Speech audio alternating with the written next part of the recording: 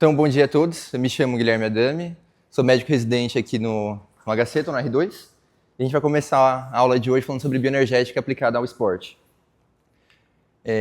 Para a gente começar essa aula, eu queria levantar uma pergunta para já começar a trazer um pouco de raciocínio clínico, para tentar trazer essa aula de um ponto de vista um pouco mais prático realmente para a gente, que seria o seguinte: se a gente fosse tratar esses atletas como carros de corrida, digamos assim, qual que seria o combustível ideal para cada um deles? Então aqui eu trouxe um velocista, eu trouxe um maratonista e eu trouxe um lutador, que tem características de esportes diferentes. Um ele vai tentar chegar numa máxima intensidade, mas ali que vai durar seus 10 segundos, como o Usain Bolt fazendo ali os 100 metros. O outro, que é o Kipchoge, vai ficar ali 2 horas, numa intensidade mais moderada, tentando manter a sua performance pelo maior período de tempo possível, digamos assim. E para finalizar, o Gracie ali, que é o lutador que vai estar fazendo um exercício muito intenso, mas que vai diminuindo a intensidade depois, como se fosse um HIIT, um intervalado, algo nesse sentido. Pensando nisso, qual que seria a fonte de energia de cada um deles? É isso que eu quero responder para vocês ao longo da aula de hoje. Então, o que é bioenergética? Que é uma frase que eu acho que todo mundo já ouviu no ensino médio mesmo, que na energia nada se perde, nada se cria, tudo se transforma. E é muito importante que a gente entenda isso, quando a gente vai falar de bioenergética, é justamente isso que a gente está falando, mas no corpo humano. Então a gente vai estudar como que o corpo ele vai extrair a energia dos alimentos e vai transformar essa energia, que seria uma energia química, em uma energia potencial, seja para realizar uma atividade cinética, seja para produzir calor, ou seja lá qual for a reação química que ele vai realizar. Então bioenergética nada mais é do que troca de energia. Posto isso, vou fazer um breve resuminho dos 3 macronutrientes. A gente provavelmente vai ter aula de nutrologia sobre cada um deles de forma bem mais robusta. Mas, em resumo, o que seria o carboidrato? A fonte primária de energia é a glicose. E essa glicose ela vai produzir o ATP. Eu já vou falar o que é ATP, mas é a moeda energética da célula, de forma mais rápida. Então, a fonte rápida de energia em relação à gordura, em relação à proteína. E no nosso corpo ele vai ficar estocado como glicogênio, principalmente na região do fígado e dos músculos, para quando o corpo precisar de energia, ele conseguir recrutar esse glicogênio estocado e começar as vias bioquímicas que a gente vai conversar hoje. Só que esse estoque ele é pequeno. Vocês vão ver que quando a gente está falando de atleta, principalmente, que se exercita por várias e várias horas, esse estoque de glicogênio não é o suficiente. Então, justamente por isso que entra toda a questão de suplementação que a gente vai ver ao longo do ano, mas é importante a gente ter isso em mente quando fala de bioenergética.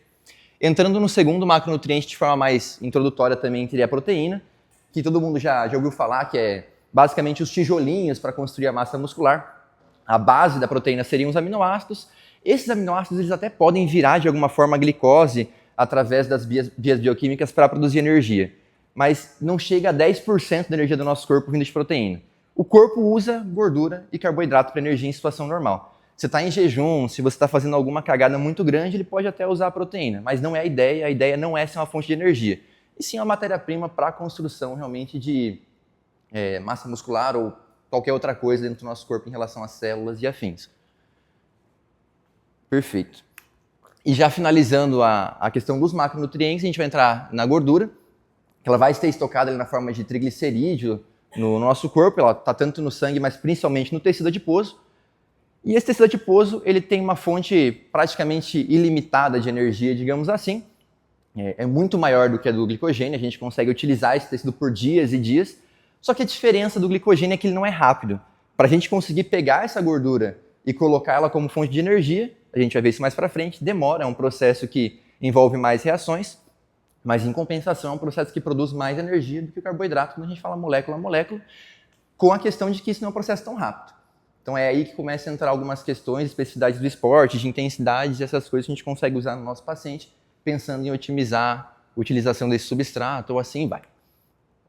E o que são calorias? Antes de eu começar a falar o que são calorias, eu quero deixar claro uma coisa. Se for ser bem preciosista, caloria com C minúsculo seria uma unidade de caloria e caloria com C maiúsculo seria quilocalorias. Mas ninguém usa caloria com C minúsculo na prática, no sentido de calorias. Sempre que a gente fala em caloria, a gente está falando de quilocalorias. Se for ver ele na tabela nutricional, o alimento tem 300 calorias. Na verdade, ele tem 300 mil calorias, ou 300 quilocalorias. Então, sempre que eu falar caloria nessa aula, eu estou me referindo a quilocalorias, e não a calorias especificamente. Mas a caloria, ela é uma fonte de energia, é uma medida de energia. É literalmente o seguinte: você vai pegar 1 litro de água e vai ver quanto de energia é necessário para esquentar em 1 grau Celsius esse litro de água. Então você vai pegar de 14 graus e meio e vai subir para 15 graus e meio. A energia que você gastou nesse processo é 1 quilocaloria. Isso seria a caloria. E a gente tem que entender que caloria é energia, do ponto de vista prático, para você não cair naqueles papos do teu paciente que vai falar, não, mas, porra, doutor, eu não como nada e eu continuo ganhando peso. É simplesmente contra a termodinâmica a gente ter esse tipo de afirmação. Você pode realmente ter um metabolismo desacelerado, mais lentificado, como a gente vai falar mais para frente, mas invariavelmente, quando a gente fala de ganho de peso, a gente está falando de superávit calórico, então uma ingestão maior do que a gente está gastando. E 1 caloria é o que vale para transformar em joule, seria a questão do 4,118 quilojoules. E para você ter ideia, a gente consegue converter calorias em BTUs, que é a forma de energia que a gente usa no ar-condicionado, por exemplo. Então, realmente é uma fonte de energia. É uma medida de energia, no caso. E como que a gente define as calorias de um alimento? Essa é uma pergunta interessante. Eu fui atrás para entender como é que funciona essa questão. E tem uma máquina que é o calorímetro direto. Ele vai pegar o alimento, colocar num local controlado e vai queimar. E vai ver o quanto que esquentou aquela água e a partir de cálculos matemáticos vai dizer qual que é o gasto calórico daquele alimento.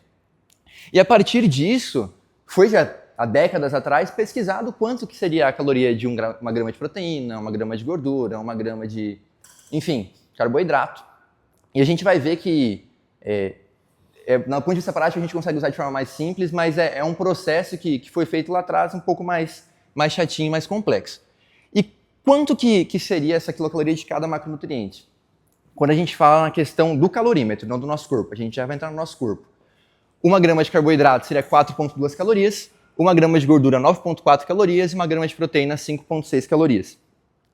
Quem já tem um pouco mais de vivência na parte de dieta sabe que não é esse valor que a gente usa para calcular um plano dietético. E por que disso? Porque existem 2 pontos que a gente tem que levar em conta em relação ao consumo de macronutrientes no nosso corpo. Primeiro, o corpo consegue absorver esse macronutriente? Então, quando a gente fala de carboidrato, por exemplo, 97% do carboidrato ele é realmente absorvido. 95% do lipídio é absorvido e 92% da proteína é absorvida. A partir da absorção, a gente tem que entender, o corpo consegue ou não utilizar esse macronutriente como fonte de energia. Quando a gente fala de gordura e carboidrato, que é basicamente carbono e oxigênio, tudo que está ali vai virar energia de alguma forma. Vai entrar em ciclos de Krebs, vai entrar em cadeia transportadora de elétrons, enfim, e vai conseguir produzir ATP. Agora, a proteína não. A proteína ela tem nitrogênio. Então, a parte de carboidrato, de oxigênio, ela vai realmente para essas vias que a gente vai conversar agora, mas o nitrogênio não. O nitrogênio vai virar ureia e justamente por conta disso, 19% da proteína que é efetivamente aproveitada. O resto, 19% não é aproveitado, somente o resto que é aproveitado. Então, quando a gente vai fazendo as fórmulas matemáticas, você vê que tem a regra de Atwater, que ela simplifica para a gente. Em suma, 1 grama de carboidrato vai ter 4 calorias, 1 grama de proteína também vai ter 4 calorias e 1 grama de gordura tem 9 calorias. Se for ser preciosista, é 9,0, não sei quanto, não importa. Usando isso daqui, você já consegue calcular uma dieta, você já consegue calcular quanto de ingesta calórica que o paciente está tendo ou quanto de gasto calórico que ele está tendo quando tem uma calorimetria ou uma ergospirometria. E como que o nosso corpo ganha ou perde peso? O corpo ele funciona como uma balança. Se você ingere mais calorias do que você gasta, automaticamente você começa a ganhar peso. Se você gasta mais calorias do que você está ingerindo, não tem como. Você vai começar a perder peso. Não importa se o paciente tem hipotireoidismo, não importa se o paciente tem Cushing, não importa se o paciente tem qualquer problema que seja inflexibilidade metabólica ou o que for. É uma questão de termodinâmica. E para cada 7.700 calorias que o paciente ele tem de déficit ou de superávit, a gente está falando de 1 kg de gordura ou 1 kg de peso a mais no corpo. Por que 7.700 e não 9.000? Já que eu falei que uma gordura tem 9 calorias. Porque quando você vai ver a questão do tecido adiposo, ele não é 100% células de lipídio. A gente vai ter ali os seus 87%, o restante é água. Então, justamente por conta disso que fica esses 7.700.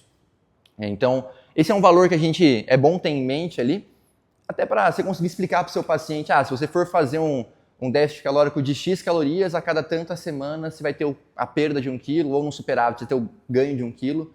É algo que do ponto de vista prático funciona, e quando a gente coloca Eu vou falar na próxima aula sobre a calorimetria, mas quando você coloca métodos de precisão realmente na jogada, você consegue basicamente predizer com praticamente 100% de certeza que o paciente vai ganhar ou vai perder peso baseado nesse tipo de estimativa por macronutriente.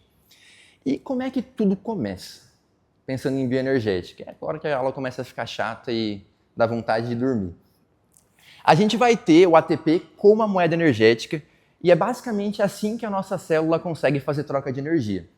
Então tem uma moléculazinha em que ela vai se ligar com a água, que seria o ATP, vai perder um fosfato, vai virar o ATP, o ADP com D, e com isso vai liberar 7,3 quilocalorias a cada mol de reação química que é realizada.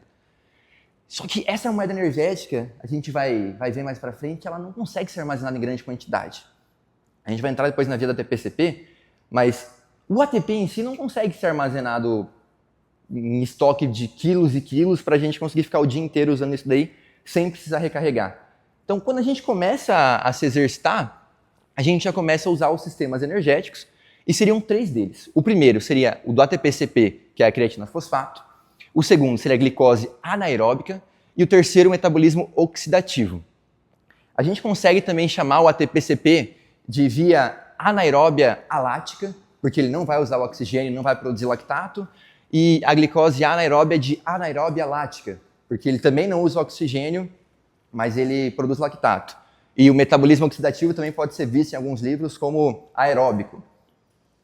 Esses são os 3 temas que o McArdle traz, mas esses que eu comentei ele também são amplamente utilizados, não achem estranho se lerem em algum local dessa forma. E vocês vão ver o seguinte, aqui eu vou explicar cada uma das vias, mas a gente percebe o quê? O nosso corpo inicialmente, ele vai estar utilizando principalmente a via anaeróbia, principalmente a lática da ATP-CP, e à medida com que a duração do exercício vai aumentando, a gente vai invertendo isso. Então, começa a utilizar a via aeróbica. E à medida com que o exercício ele vai se prolongando, essa via aeróbica vai priorizando carboidrato ou gordura, como a gente vai ver mais para frente. Então, vamos começar. Essa tabelinha aqui é mais um resumo geral do que a gente vai ver hoje. Eu não vou abordar ela ainda agora, vai ser mais para o final. Mas para a gente, você tem que entender, como médico do esporte, qual que é a via energética que o paciente vai utilizar em cada exercício. Então, de forma resumida, aqueles exercícios muito curtos, até 10, 30 segundos, vão usar do ATP-CP. Quando já começa a passar desses 30 segundos, até uns 3 minutos, no máximo 10 minutos, já vai para uma via anaeróbia lática, e depois de 10 minutos é basicamente via aeróbica.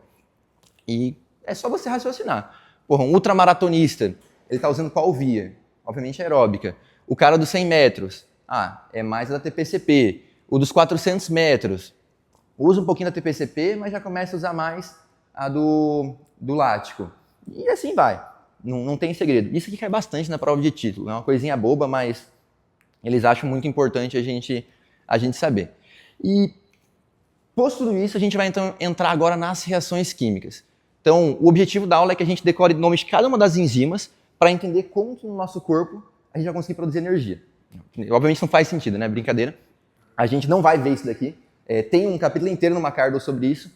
Se alguém quiser ler, é o capítulo 6. Eu acho que não vale a pena, é loucura. Isso aqui é coisa para o cara que é bioquímico, que está ali no 2º ano de faculdade, ficar decorando bobagem para testar o raciocínio dele. Do ponto de vista prático, isso aqui é praticamente inútil. Então, eu sintetizei o que tem alguma relevância do ponto de vista prático dessas reações aí, para a gente discutir na aula em si, para não ficar perdendo tempo vendo 1000 vias ali do ciclo de Krebs, do ciclo de Core. Qual a utilidade de decorar isso daí? Eu acho que nenhuma. Então, entrando na via da fosfocreatina, que seria o anaeróbio alático. Então, como eu comentei, a via da fosfocreatina é muito rápido. Então, eu estou sentado, totalmente parado, sem fazer nenhum tipo de contração muscular, levantei. Já estou usando a ATP-CP, entendeu? É basicamente imediato, vai durar mais ou menos 10 segundos. E todas as vias, vocês vão ver que elas estão acontecendo a todo momento. E a via da ATP-CP é interessante que, como ela é muito rápida e a gente está toda hora se mexendo, fazendo algum movimentinho, ela está sendo recrutada. Então a gente sempre está usando essa via. E por a gente estar sempre usando essa via e ela durar 10 segundos, o nosso corpo tem que estar a todo momento reestruturando essa via. E como é que ele faz isso? Lembra que eu falei que o ATP vem com a água, vira o ADP, e essa reação, e libera energia, né? Essa reação, ela é digamos assim, tem uma substância que seria a fosfocreatina que vai ajudar nessa reação, que é quem vai reverter ela, colocar de volta o fosfato no ADP e voltar a ATP. Então a fosfocreatina que vai pegar o ADP, que já tirou o fosfato, e vai voltar para a ATP para a gente conseguir usar de novo energia. E o corpo fica a todo instante fazendo isso. Quando a gente começa a entender isso, a gente começa a entender algumas coisas de suplementos. Então, quando a gente fala de... Eu vou falar mais para frente, acho que eu não vou comentar agora. Mas fiquem pensando, que suplemento que poderia aumentar o estoque de fosfocreatina e em que tipo de exercício que esse suplemento ele seria interessante para a gente. Acho que eu não vou dar spoiler, não. E quando que... e coisas tão... Isso aqui é totalmente cultura inútil, mas que eu achei muito interessante ele do Macardo. Uma pessoa normal, sedentária, aquele gordo que fica o dia inteiro no computador, que não faz nada. Esse cara vai ressintetizar 75% do peso corporal dele em ATP por dia. Então o cara vai produzir, tem 100 quilos, 75 quilos de ATP todo dia. É meio insano. Você pega um maratonista, em 2 horas de prova, um Kipchoge ali, o cara vai produzir 80 quilos de ATP ao longo da prova. Então assim, mesmo que a gente vai falar mais pra frente ali que, principalmente a via aeróbica vai ser utilizada em longa distância. Cara, mas todas as vias são usadas a todo momento. 80 quilos de ATP estão sendo feitas ali numa prova.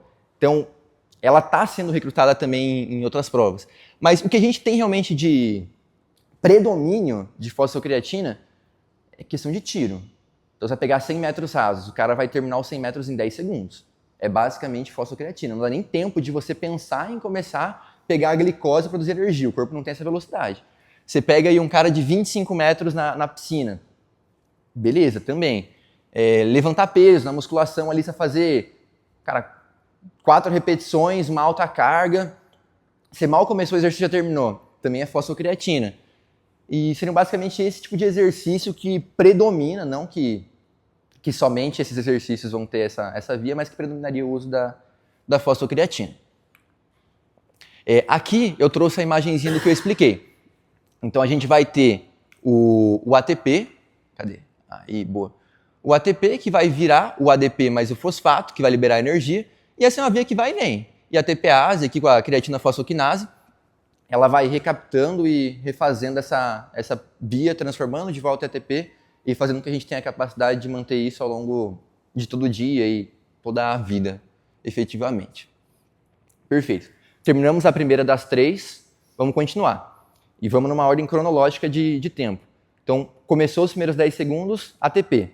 Passou desse tempo, principalmente depois de 30 segundos, e isso vai até 30 minutos, a gente vai entrar nessa via aqui, 1000 reações químicas, anaeróbia lática.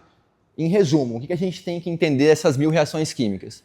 A gente vai pegar uma glicose, vai pegar um glicogênio, e depois de uma porrada de reação, que não importa qual que está acontecendo, que está usando oxigênio na jogada, a gente vai produzir energia. E com essa produção de energia, é algo também muito rápido, a gente não vai conseguir ter aproveitamento completo de todo esse processo. E a gente vai sintetizar lactato. A gente já vai entender o que é isso, por que isso é importante, mas de toda essa reação que o McArdle traz com 1000 enzimas, lembra disso. Quando a gente está falando do sistema glicolítico ou do sistema anaeróbio lático, ele é anaeróbio por quê? Anaeróbio por quê? Porque ele não está conseguindo usar o oxigênio, e é lático por quê? Porque ele está produzindo ácido lático. Então, essas 2 informações que você tem que lembrar. Eu acho que no início eu tinha falado oxigênio, que já usava oxigênio, né? Ou eu falei que não usava? Não. É anaeróbio, não usa, perdão. Mas enfim, lembra que produz lactato. Então agora vamos explicar como que vai funcionar essa via de forma um pouco mais exemplificada. Então, a ressíntese do ATP, ela não vai se dar pela fosfocreatina. Para a gente conseguir ressintetizar ele, vai levar um processo que também é rápido, mas não tão rápido, usando o carboidrato. O carboidrato que está disponível como glicogênio no nosso corpo, ou o próprio carboidrato ali, que seria a glicose efetivamente. E ele vai ser usado de 10 segundos a 3 minutos mais ou menos, pode prolongar até 10 minutos, a depender do nível de treinamento, mas não passa muito disso. E qual esporte que vai utilizar esse tipo de via? Cara, é um raciocínio muito simples. Esportes que vão nessa fase de tempo. Então, um cara que vai correr 400 metros. Um cara que vai fazer uma prova de 100 metros de natação. Esportes como, por exemplo, luta, acabam usando bastante isso. Porque ele chega a uma alta intensidade, mas não é muito prolongado. O ciclo ali, cada round, enfim, vai ser curto, vai ser algo de 3 a no máximo 10 minutos, ele acaba priorizando essa via química. E por ser muito rápido, ele começa a ficar ineficiente. E o que acontece? Cada glicose que você vai jogar nessa via vai produzir apenas 2 ATPs. E cada glicogênio que você joga nessa via produz 3 ATPs. Se você quiser olhar no Marcardo ou como que vira isso, fica à vontade, mas, enfim, é importante a gente entender isso, porque quando a gente for entrar na via da gordura, você vai ver que é muito diferente. Você vai pegar uma molécula e ela vai produzir 10 vezes mais que isso. Só que o custo disso é o tempo. O corpo ele não consegue fazer isso também de uma hora para outra, isso leva tempo. Perfeito. E isso vai produzir o lactato. E eu queria fazer uma pergunta para vocês. Acho que todo mundo, principalmente os R1, já devem ter ouvido isso. Que o ácido lático ele causa a queimação. Vocês já ouviram isso alguma vez? Não? O que vocês pensam sobre isso? Alguém tem alguma opinião sobre esse assunto? Não? Acho que isso pode ter parte, mas pode ser causa de natação também, exercício, aumenta a temperatura, não sei, várias coisas ao mesmo tempo. Perfeito. Eu acho que o ácido lático também é instável, ele não existe assim no corpo. Ótimo. Exatamente. Isso é uma coisa que não pode, a gente não pode ter dúvida. Claro, do ponto de vista prático não muda nada, mas assim, para não falar bobagem para o paciente, não falar às vezes bobagem na internet. Ácido lático não existe no nosso corpo do ponto de vista prático. O ácido lático ele é automaticamente convertido em lactato e H+. E aí que está o problema. O lactato ele não tem problema por si só. A gente consegue produzir energia com o lactato. Você vê que ele pode ir lá de forma direta produzir energia ou entrar no ciclo de Cori e voltar a ser glicose, essa glicose voltar para o Krebs, enfim. Não importa como que ele vai fazer essa questão. Mas o lactato, ele não é o inimigo. Só que ele caminha junto com o H+. E quando você começa a relembrar um pouquinho de nefro, relembrar um pouquinho aí de clínica médica, o H+ subiu, a gente começa a entrar em acidose. Você começou a aumentar a acidose, começa a diminuir o pH, a gente tem um monte de via bioquímica, via metabólica que começa a ser afetado. O nosso corpo ele tem um ponto ótimo de pH para funcionar. E esse acúmulo de H+, que vai acontecendo quando a gente vai aumentando o lactato, ele prejudica o nosso corpo para a realização de exercício. Então a gente vai ter a miosina, acho que no próximo slide, que aqui, acho que eu já passei. A miosina que ela vai perder a eficácia de contração, da quitina e miosina, sabe? Então o corpo ele não consegue mais funcionar da forma que deveria quando a gente começa a acumular lactato. E justamente por conta disso, que quando a gente for entrar em ergospirometria, você vê que um paciente ele não consegue fazer uma maratona em zona 5. Ele não consegue fazer maratona em uma via que vai utilizar principalmente essa parte de anaeróbia lática. Por quê? Porque começa a acumular tanto lactato, começa a diminuir tanta eficácia metabólica que o paciente ele quebra. Então, a gente entendendo essa questão metabólica, você começa a entender que tem algo que nosso corpo tem uma limitação aí. Justamente por conta disso, se for colocar o Usain Bolt para fazer uma maratona, o cara não vai conseguir manter aquele pace de 1,5, de 2 que ele faz ali para terminar a prova em 1 hora. Não rola. Por quê? Porque ele deu ali os seus 100, 200 metros, o músculo dele já está fadigado ao máximo. Ele não consegue tocar dessa forma, sabe? E a mesma coisa o oposto, né? E uma coisa que é interessante a gente saber. Tá, começou a acumular o lactato no nosso músculo, o músculo não funciona direito. Então não é interessante a gente, pensando em provas mais longas ou em modalidades que o paciente precisa ficar mais tempo performando, que acumule muito lactato nesse cara. Como que a gente consegue tirar esse lactato? Porque vocês vão ver quando for falar de ergospirometria, quando a gente fala aí primeiro e segundo limiar, o lactato ele está sendo produzido em maior quantidade, mas o corpo consegue consumir esse lactato, produzir energia, ressintetizar a glicose, seja o que for.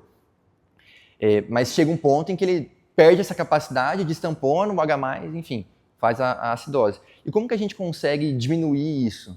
Fazer o corpo eliminar esse H+? Diminuindo a intensidade do exercício. O ideal não é que o cara pare. Se você para, aqui nesse gráfico ele mostra bem. Então a gente vai ter em azulzinho aqui, deixa eu colocar aqui a imagem. Aqui, ó, azulzinha passiva. Então a recuperação passiva, o cara vai ficar parado. Essa é a velocidade que vai diminuir o lactato dele. E quando a gente fala de 35%, 65% a 35% da intensidade que ele estava ali no exercício, essa vai ser a queda. Você percebe que o paciente fazer uma recuperação ativa depois de uma alta intensidade elimina o lactato de forma mais intensa? Você entender isso, no final eu vou lançar algumas perguntas, mas você começa a entender alguns tipos de exercícios que a gente prescreve para o nosso paciente. Ah, por que a gente faz um exercício contínuo, um intervalado, algumas coisas assim. Tem a ver com esse tipo de situação. E, igual eu falei, então assim, o ácido lático ele não causa queimação. O que vai causar é o H+, e por todas essas vias que eu expliquei para vocês. Esquece ácido lático, isso não tem nada a ver, é coisa de leigo. A gente, como médico, não pode falar esse tipo de coisa. Usa o termo lactato, pronto. O termo H+, não é algo complexo, continua algo entendível e você não vai estar falando coisa errada. Perfeito. E a questão da intensidade. Existe também a questão do tempo, que é o que a gente está trabalhando, que é o McArdle, ele aborda de forma mais aprofundada, mas quando a gente vai para a ergospirometria, você vê o seguinte: durante todo momento, todo paciente está usando todas as vias. Então, mesmo o paciente que está fazendo a maratona, ele também está usando a via do lactato, ele também está usando o anaeróbio lático. Ah, é só essa via que ele usa? Não, é predominantemente o aeróbico. Mas quanto mais intenso, quanto mais forte esse cara está correndo, quanto mais acima dos limiares ele está se exercitando, mais ele vai recrutando essa via. E aqui a gente tem uma correlação direta. O exercício leve, ele basicamente não produz lactato.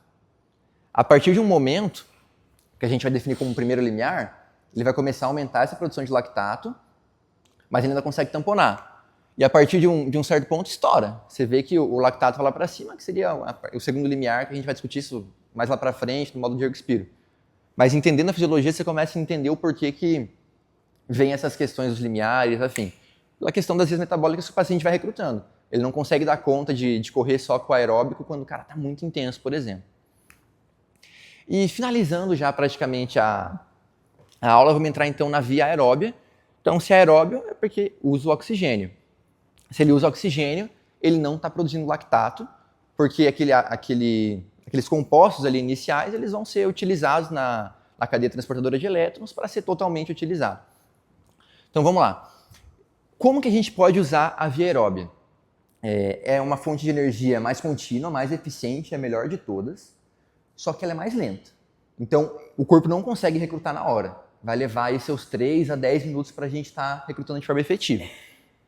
Predominem exercícios de longa duração e baixa, no máximo, moderada intensidade, igual eu mostrei no lactato anteriormente. E quando ele não está dando conta, ele começa a usar a via anaeróbia junto. Então, a ideia é que a gente predomine aeróbico, quando a gente está fazendo exercício contínuo, mas assim, não está dando conta, ele recruta o resto. E vai ter, então, todas essas vias aqui, de forma resumidinha, então. Vai pegar a glicose, ela vai quebrar, em última análise, até o piruvato. Lá no citoplasma, esse citoplasma extracelular vai jogar para dentro da... intracelular, vai jogar para dentro da mitocôndria, o piruvato. O piruvato vai virar 2 ATPs e NADH. Esse NAD, tem gente que suplementa NAD, isso é dentro da mitocôndria, né? Você começa a ver algumas coisas meio absurdas, tipo, como é que vai ingerir NAD, ele vai ir para o estômago... É por implante. Aí funciona por quê, né? Porque sim. Mas, enfim, o NAD ele vai ter que... Tá dentro da mitocôndria para fazer aquele efeito que a gente está conversando aqui. Entrar na célula, membrana plasmática, membrana mitocôndria. Não vou dizer que é impossível, não sei, mas atípico, né? Esse NAD ele vai, então, ser usado na cadeia transportadora de elétrons, vai entrar no ciclo de Krebs e vai produzir mais 2 ATPs. E com isso vai produzir NAD e FAD. Esse NAD-FAD vai para a cadeia transportadora de elétrons de novo e vai produzir mais 34 ATPs. Falei um monte de coisa. O que importa? Cara, a gente vai pegar uma molécula de glicose C6H12O6, vai juntar com 6 oxigênios. Lembra dessa fórmula, porque na calorimetria é isso que manda na calorimetria. É basicamente isso que você tem que entender. E vai produzir 36 a 38 ATPs. Então, repara, 6 carbonos, C6, 6 oxigênios, vai virar 6 CO2 e 6 moléculas de água. Então, 6 para 6 vai ter uma relaçãozinha com o RQ, que a gente vai falar mais para frente. É daí que vai vir o RQ, na próxima aula, quando eu for conversar. Para ninguém achar, porra, o que ele está falando? Agora, beta-oxidação. Tudo isso é via aeróbia, tá? Quando a gente está falando de alta intensidade, não, exercício contínuo, a gente está usando proteína, está usando gordura, está usando carboidrato, principalmente carboidrato, em exercícios moderados de intensidade, principalmente gordura em exercícios de baixa intensidade, um pouquinho de proteína. Mas beta-oxidação seria então em relação à gordura, tudo acontecendo ao mesmo tempo. Como que vai funcionar? O ácido graxo está ali no nosso sangue, vai ser transportado para dentro da mitocôndria, vai ter a carnitina que vai fazer essa mobilização do citoplasma para a mitocôndria e vai começar a beta-oxidação. A gente vai começar a jogar oxigênio ali dentro dessa molécula para começar a produzir acetil-CoA, NAD, FAD, e todas essas moléculas vão entrando no ciclo de Krebs, vão entrando na cadeia transportadora de elétrons e vão fazendo um monte de ATP. Aqui a gente tem certinho quanto que cada uma das fases produz. O que a gente tem que lembrar? Cara, a gente está falando de 108 ATPs para uma molécula de ácido graxo. Então, é muito mais efetivo. Quando a gente falava de anaeróbio, a gente falava de 2 a 3. Quando a gente fala de aeróbio de carboidrato, 32, 34. Agora que a gente está falando de gordura, cara, 108. Então você vê que é muito mais efetivo, funciona muito melhor, mas o custo disso é o tempo. Nada é perfeito no nosso organismo. Enfim, o caso funciona muito bem, então talvez seja perfeito, mas vocês entenderam a ideia, né? E como que o nosso corpo vai escolher se ele vai querer usar mais carboidrato, se ele vai querer usar mais gordura durante o exercício? Existem duas variáveis, uma Cardle traz apenas o tempo, mas do ponto de vista prático a gente vê na ergospirometria que a questão da intensidade também está relacionada. Mas em resumo, você começou o exercício, você começa carboidrato predominantemente. E depois ele vai diminuindo a sua utilização e vai aumentando a questão da gordura. Por que a gente para de usar o carboidrato e começa a usar a gordura? Alguém tem alguma ideia? Lembra que eu falei no início que o glicogênio ele é um estoque pequeno? Porque acaba. É basicamente por conta disso. A disponibilidade acaba, o corpo ele não tem mais carboidrato para ficar utilizando, ele vai utilizar o que sobrou, que é a gordura. Basicamente por essa questão. E quando a gente fala de intensidade, o gráfico é um pouquinho diferente. A gente vai ver que em repouso, na calorimetria, a gente tem um predomínio de uso de gordura. Você vai aumentando a intensidade, essa gordura vai diminuindo o seu uso e o carboidrato vai aumentando. E à medida que o exercício ele vai continuando, essa relação ela volta a inverter, a não ser que você faça algumas suplementações que a gente vai discutir também no final. É meio óbvio. Se o glicogênio caiu, a gente parou de usar o carboidrato, o que a gente tem que fazer para voltar a usar o carboidrato? No final a gente conversa, mas é óbvio, né? E uma coisa que a gente tem que lembrar, que o nosso paciente ele não tem obrigação de saber, mas quando você estuda um pouquinho de fisiologia, você aprende isso, que é o quê? A gordura, ela queima uma chama de carboidrato. Por que eu estou citando isso? Eu já vou explicar como que isso funciona. Mas você vê na prática que tem muito paciente que ele vai falar, não, vou fazer uma dieta sem carboidrato, eu vou fazer ingestão apenas de aquela dieta cetogênica, por exemplo, proteína, um pouquinho de gordura, ou até muita gordura, e vou perder peso, porque afinal o corpo ele vai precisar usar gordura como fonte de energia. Isso é verdade? Cara, até certo ponto é verdade, porque realmente se você não tem glicogênio, você vai ter que utilizar a gordura, a energia de algum lugar. Só que para a gente conseguir entrar nessas vias da gordura que eu expliquei ali, a gente precisa de oxalacetato. E esse oxalacetato, ele é produzido quando a gente metaboliza o carboidrato. Então, para você conseguir fazer energia por meio de gordura, você precisa de glicose na célula. O metabólito da glicose vai ser usado na reação química da conversão da gordura. O corpo ele consegue entrar em cetose, ele consegue contornar isso de algumas vias, mas de forma mais ineficiente. Então, idealmente, para você queimar gordura, você tem que ter carboidrato também na tua composição alimentar, no glicogênio, realmente tem que estar ali presente no músculo, para conseguir fazer essas vias funcionarem de forma mais efetiva. Você vê que tem paciente que vai colocar na cabeça que não vai consumir carbo e é isso. E acaba que o corpo, como uma forma de defesa, vai começar a transformar aminoácidos em glicose para conseguir usar esse tipo de via. Então, o cara, muitas vezes, ele vai perder gordura, isso é verdade. Mas às custas de perder massa muscular também. Então ele é um cara que ele fica mais flat, ele fica com uma densidade muscular menor, esteticamente mesmo ele, por mais que seja a ideia dele de beneficiar, acaba às vezes tendo até um efeito oposto. Fora tudo que a gente vai aprender mais pra frente ao longo do ano de questão de que você não vai conseguir manter isso por muito tempo, gera compulsão, gera uma série de alterações até psicológicas que não consegue perdurar essa dieta por muito tempo, tornando ela até mesmo ineficaz. Mas em resumo, se você não consumir carboidrato, seu corpo vai entrar em cetose para contornar isso, mas idealmente você precisaria da glicose para conseguir usar a energia da glicose.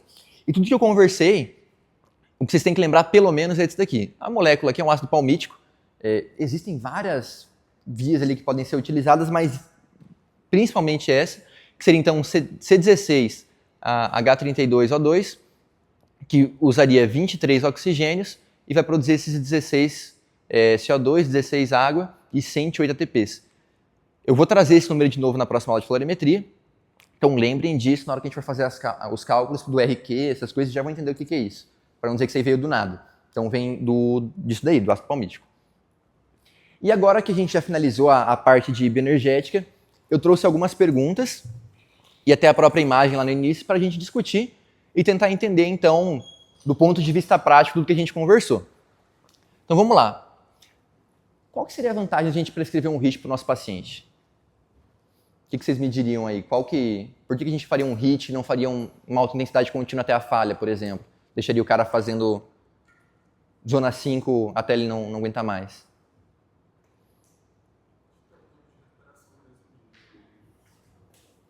Então, a produção da acidose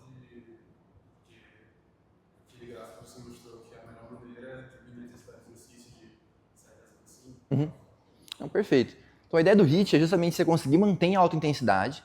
Então, para quem não lembra do HIIT, a gente tem, por exemplo, um HIIT 4-3-4. Você vai ficar, ou 3-4... Para iniciante, vamos colocar um 3-4-4. Ele vai ficar 3 minutos em alta intensidade, então usando principalmente anaeróbio lático. Cara, correndo ali seus 12, 15 por hora. Isso vai aumentando o lactato, vai aumentando o H+. Aí ele chega num ponto em que começa a ficar mais fadigado, volta para 3 a 5 por hora. Caminhadinha leve, igual eu mostrei ali.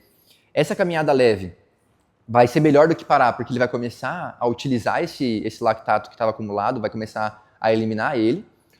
O músculo ele vai voltando a ter uma capacidade legal. Depois de 4 minutos, você vai lá e faz mais um ciclo. Volta lá em cima, alta intensidade. Fazendo HIIT, a gente consegue ficar mais tempo em alta intensidade do que você passar um contínuo em zona 5. E mais para frente, você vai ver que isso aumenta o VO2, isso melhora a questão de metabolismo, biogênese mitocondrial, enfim. Não é o foco da aula de hoje. Mas do ponto de vista de bioenergética, a ideia do HIIT é essa. A gente não parar totalmente depois de uma alta intensidade, você fazer recuperação ativa para melhorar a eficácia de eliminação desse lactato e com isso aguentar mais um tiro de alta intensidade, fazendo com que o tempo total em alta intensidade seja maior ao longo do exercício, gerando os benefícios de EPOC e aumento de VO2. Tá, em que tipo de exercício que a creatina possuiria maior potencial ergogênico? O que vocês acham? 100 metros. Lático ou alática? Via anaeróbia lática ou alática? A que produz lactato ou que não produz lactato? Que não produz, isso. A do TPCP. A via da fosfocreatina. É ali que a creatina vai atuar aumentando o nível de fosfocreatina e com isso diminuindo o tempo de recuperação para refazer esse ATP. Então vê que a creatina ela acaba tendo utilidade em praticamente todas as modalidades até certo grau. Tem a questão do peso, que ela altera um pouquinho em modalidades muito específicas. Você vai às vezes fazer um ciclo em que na fase de base você usa creatina, na competitiva você suspende a creatina para perder esse 1 quilinho ali, que às vezes para esse atleta, o cara é montanhista, às vezes vai fazer alguma diferença. Mas em suma, ela vai estar sendo utilizada em quase todos os exercícios, mas o maior benefício é nesses de curtíssima duração. Musculação, crossfit, 100 metros, 25 metros de natação, enfim. Isso precisa de muita potência na hora. Em que tipo de exercício que os tamponantes, vocês não têm obrigação de saber ainda, mas bicarbonato e betalanina, eles vão ser interessantes.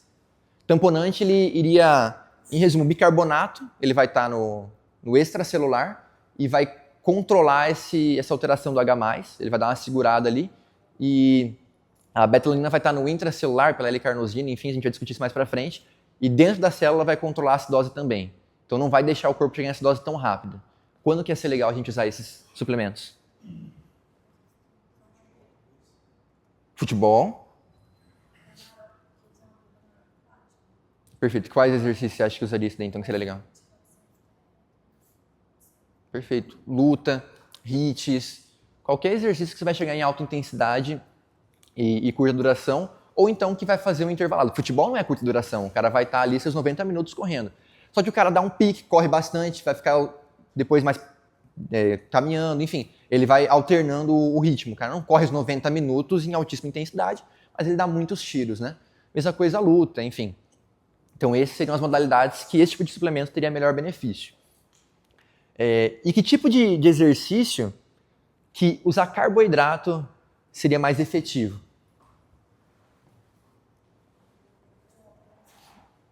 De longa duração, exatamente. Porque, igual eu expliquei, você vai aumentando a intensidade, o corpo ele vai querer utilizar o carboidrato. Porque lembra que o carboidrato ele não é tão efetivo, igual a gordura, produz menos por molécula, só que ele é mais rápido, a gordura demora. Então, assim, se o paciente ele precisar só de gordura para correr, ele vai diminuir a capacidade dele, vai aumentar o pace dele. Então, quando você começa a suplementar carboidrato, você faz com que ele consiga perdurar mais tempo na via aeróbia por meio do carboidrato. Então, qualquer exercício de longa duração, mais para frente a gente vai ver, idealmente, acima de 1 hora, porque até 1 hora o glicogênio costuma conseguir segurar bem, é legal suplementar carboidrato. Não tem que saber dose agora, mas tem que ter esse tipo de raciocínio quando a gente for falar de suplementação nas aulas subsequentes. E a aula foi extraída basicamente do McArdle, da 9ª edição. Brabo. E é isso. Comprei ele, cara, caro. Mas é interessante. E é isso.